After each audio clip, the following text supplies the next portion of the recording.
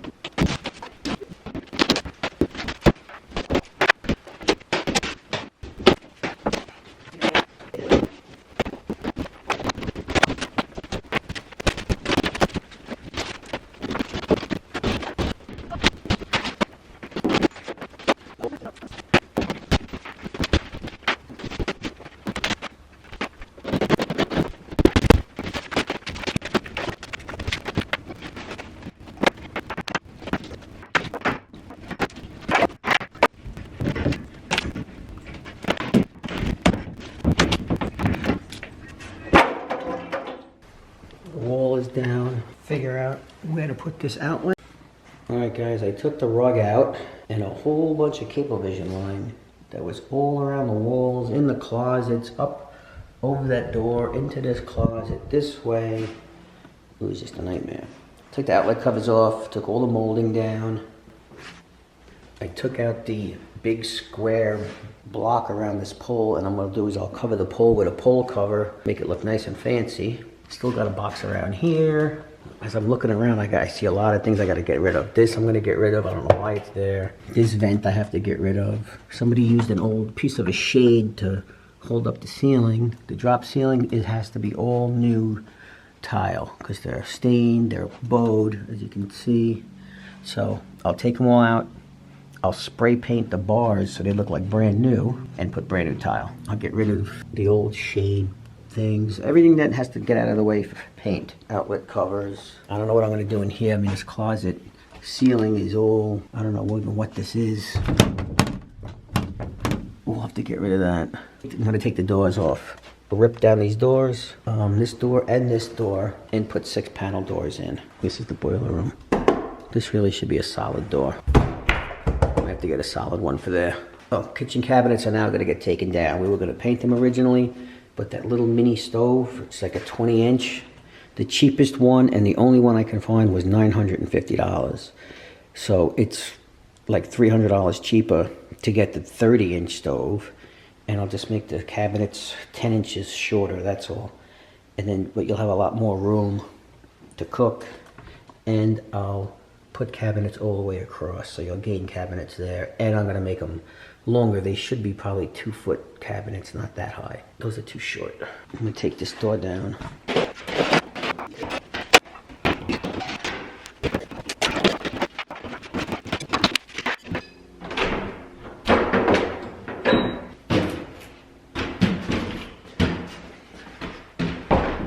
I'm gonna take out this closet door and molding and I'll show you how to take it out without ruining the wall next to it. It's got years of paint down this edge, so what you want to do is you want to score along the molding, like so. And sometimes on this side, there'll be a lot. This has a lot of paint. I'll lightly score it just to make sure it comes off easily. Okay, same with this side. This has old regular screws in it. I don't have that for my screw gun, so I gotta do that by hand.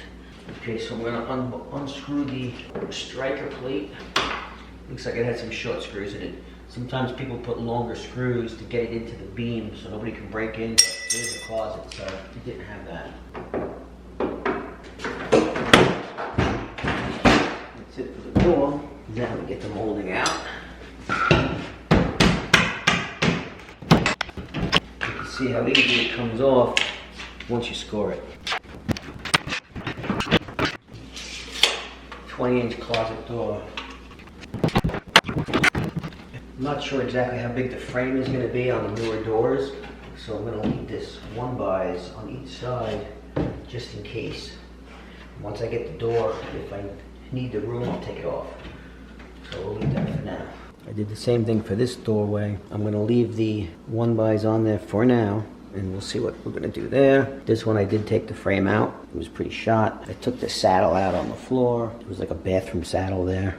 Took the shelves out, took the closet doors out. I'm going to remove these panels up here in the closet. It's got some kind of, it's all hanging. So we'll get rid of this. I got to get my screw gun. We'll get rid of this, and I'll put the same drop ceiling that's on in the room in the closet.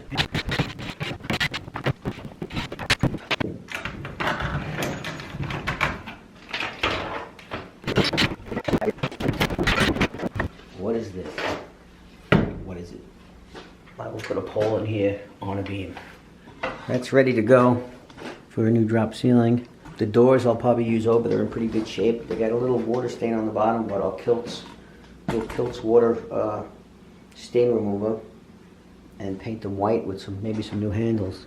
Drop ceiling, I took out a few tiles. So what I'm going to do is add some more hi-hats too. There's 1, 2. I think I'm going to put 4 in here. I'll get 4 hi-hats and all new ceiling tile. And we'll make this room look good. Need the brackets for in there. Some new ceiling brackets for here, because nobody ever finished this stuff here. This edging, it's like an L bracket that holds in the ceiling. I'll frame this out with it. This needs 3 panels. All right, guys, I'm going to clean up, and then I'll get to the next thing. I'm going to clean up all that closet stuff that I just threw on the floor.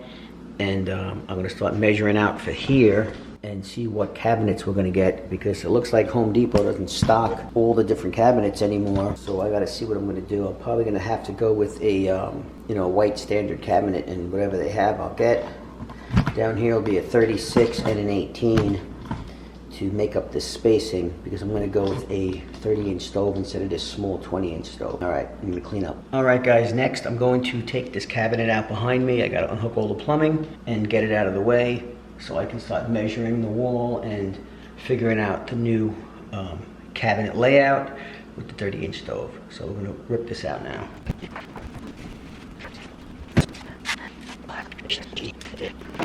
Oh, God. That's a surefire way to clog your drain. Fish tank rocks.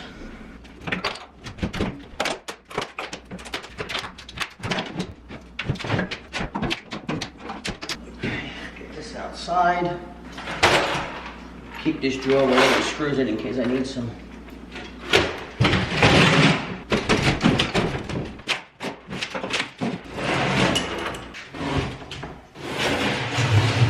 Now I can draw out where I'm going to put the cabinets. I started making mark, but I couldn't reach, and I said I got to take the cabinets out anyway, so now I'll do that.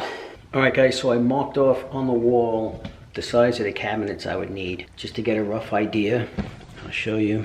Over the 30-inch range that's going to be down here, the 30-inch stove, and you got a range for 30 inches by 6 inches high, so you can fit a 30 by 18 by 12 deep cabinet above it. And then next to it, you want to put a 36 by 24 by 12 cabinet in front of the sink. So you want that high as well with a 36-inch base. Then I'll put a 36-inch 3-drawer cabinet here. And then you would need an 18 by 24 by 12 here, or you can go down to this line and you can go to 18 by 30 by 12, because that way it'll step around the sink and everything. I think that would look nice as well. You also can fit an 18 by 30 by 12, or you can fit the, I'm sorry, I already said that. 18 by 24 is here, 18 by 30 would be down here, and then if you want, you can go up to 22 wide. Right there is 18. You still have a few more inches you can go. The old cabinets were actually up to that ripped mark or out there.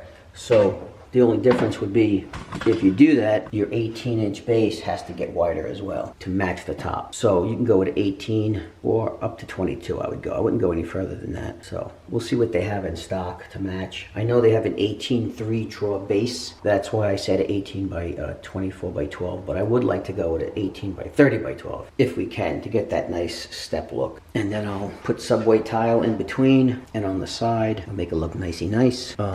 This here fan that somebody was using as a vent all the way over here towards the stove, we don't need anymore because we're going to have a range hood. We're going to see what I'm going to do. I don't know. It's kind of a weird spot for another hi-hat, unless I put something special that, would stand on its own. It's got a lot of grease on it and whatnot, and it's not really made for that. It's more of a bathroom kind of fan for steam, not oil and grit and dirt. It's really gross. And then for the range, I need power behind it, so I have to see if there's wiring behind here that I can get to and get it up and out right here. I can always cut the sheetrock back there and patch it because I will be tiling anyway, so that's probably pretty doable. All right, that's it for this section for now. I'll try to take this out next. Okay, in this room here, I'm going to get in 1, 2, 3 hi-hats. And what I want to try to do is, because the beams are running this way, I'm going to run off the main one. I'm going to run it back this way into this box because it's open above the ceiling. So I'll run from this box here, this way, up into here, and try to snake it this way and back in to that one. So I can hook it into there, and then also this one, snake it here, to here, and this way. It's going to be tough to do. It's going to take a lot of snaking. I might have to get something, strong and straight to push through. See if I see it, tie the wire to it and pull it back through maybe. I'm not sure. But where there's a will, there's a way. So we'll get 3 hats in here. So I unhooked the junction box there, which I believe the power from that box goes to here. I'm not sure why they cut it short and put a box there. And then from here is power.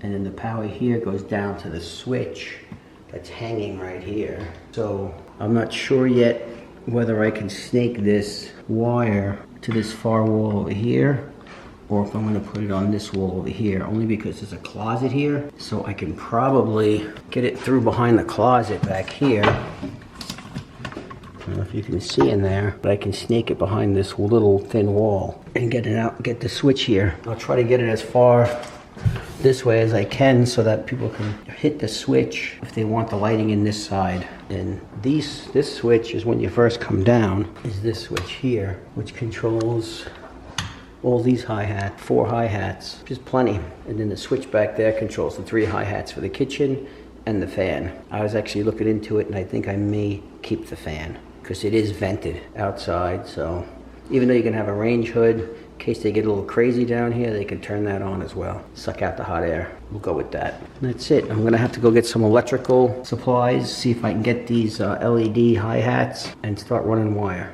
Okay guys, I'm gonna put an outlet in this wall, in the existing wall, with one of these boxes that you use to slide in from the front for existing walls. It's not for when you're making, I guess, like a new house or a new room, or you have the sheetrock down. You don't have to do it this way. But once the sheetrock's up, you can use one of these boxes that grabs the sheetrock behind it. I'm gonna mark a spot for it, and I'm gonna sink it in here and put some wiring through it and hook up a switch for the 3 hi-hats on this side. I took the switch that was hanging in the other area Just for now, I don't have a junction box, so I just wired it up to make sure everything works. And I have to go pick up a junction box. I'll put it in there and I'll put it inside the ceiling right next to the vent so people can get to it if they have to later on. It'll be right next to the vent. You can screw it to a beam up in there. All right, so I'm gonna cut a hole here on the wall. You cut this hole, you square it up, make sure it's level. You cut that out. See if I can get this box to fit in there. Just take a sheetrock knife. Just want to see where I am inside the wall.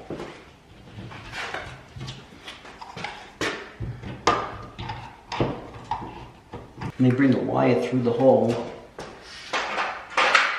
It's easier to fish now than putting the box first. Always better off with a little extra room on the wire than not enough.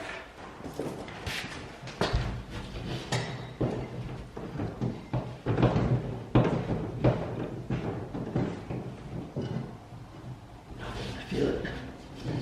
Oh yeah. What you want to do is push the wire through one of these the slots in the box. And once they go through there, they kind of lock. You can't back them out because they're kind of like one ways, because they'll, see on the inside, they'll grab it on the way out so it can't come back out.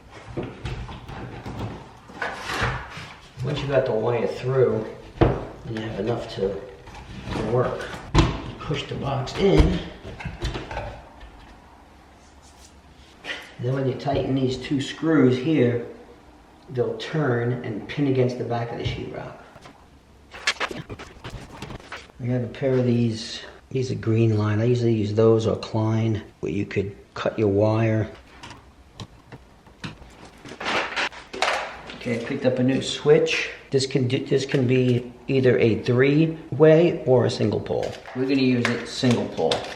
Okay, so here's the switch.